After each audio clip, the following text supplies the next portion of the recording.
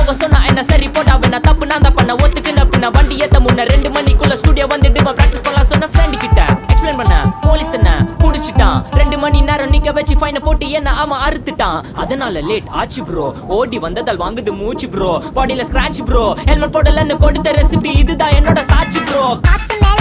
மேல காத்து கீழ காத்து சைடுல காத்து ரைட்ல